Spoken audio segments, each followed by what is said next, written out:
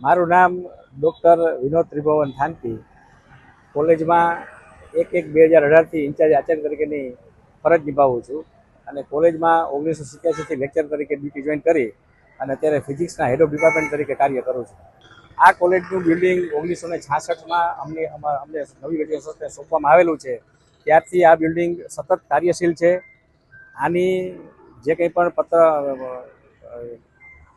વર્તમાનપત્રોમાં જે અહેવાલો પ્રગટ થયેલા એના અનુસંધાને નગરપાલિકાની અમને નોટિસ આપવામાં આવેલી. એના અનુસંધાને અમે સ્ટ્રક્ચર એન્જિનિયરનો કોન્ટેક્ટ કરી અને એની પાસે કોલેજ બિલ્ડિંગ સ્ટેબિલિટી રિપોર્ટ તૈયાર કરાવેલો.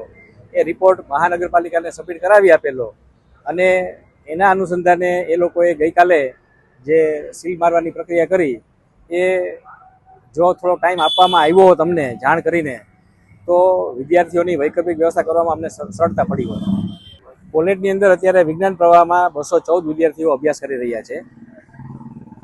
અત્યારે આ જે સીલ મારવાની પ્રક્રિયામાં અમને જાણ કરવામાં આવી હોત તો એની વૈકલ્પિક વ્યવસ્થા તરીકે અમારા ટ્રસ્ટના બીજા 3-4 બિલ્ડિંગો એની પાસે હાથ ઉપર છે. રવિ વિદ્યાલય છે, માધવાણી કોલેજ છે અને વિજ્ઞાન ભવન છે. તો ત્યાં અમે વૈકલ્પિક વ્યવસ્થા કરી શક્યા હોત, પણ અત્યારે અમે તાત્કાલિક મહાનગરપાલિકાનો કમિશનર સાહેબનો કોન્ટેક્ટ કરી અને બિલ્ડિંગ 15 દિવસ 1 મહિના માટે ખોલી આપવા માટે અમે રજૂઆત કરશું. કલેક્ટર સાહેબને પણ આજે મળવાના છીએ, એનો સમય પણ માંગેલો છે અને એ પણ જો અમને મળશે તો એને પણ અમે રજૂઆત કરવાની છે કે અમને બિલ્ડિંગ થોડા સમય માટે ખોલી આપવામાં આવે તો વિદ્યાર્થીઓના ડબલ શિફ્ટની અંદર પણ પ્રેક્ટિકલનું કાર્ય પૂરું કરી અને થિયરીનું કાર્ય છે એ તો અમે કોઈ પણ બિલ્ડિંગની અંદર કે ઓનલાઈન એનો કોર્સ છે પૂરો કરી અને સેમેસ્ટર સિસ્ટમ હોય વિદ્યાર્થીનો અમે ઓછામાં ઓછો સમય છે એ બગાડી અને તાત્કાલિક કાર્ય શરૂ કરી દેવા માગીએ છીએ.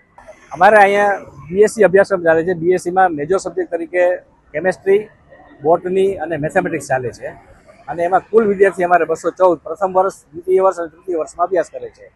ટ્રસ્ટને અમે અવારનવાર ખાસ કરીને ચોમાસાના વાતાવરણ દરમિયાન જે અમુક જગ્યાએ પાણીના લીકેજની મુશ્કેલી હતી એના અંગે ધ્યાન દોરેલું, અવારનવાર રજૂઆત કરેલી, પણ સમયાંતરે કંઈ અમને એનો રિસ્પોન્સ છે બહુ ખાસ મળ્યો નહીં અને આ પરિસ્થિતિ છે સર્જાયેલ છે.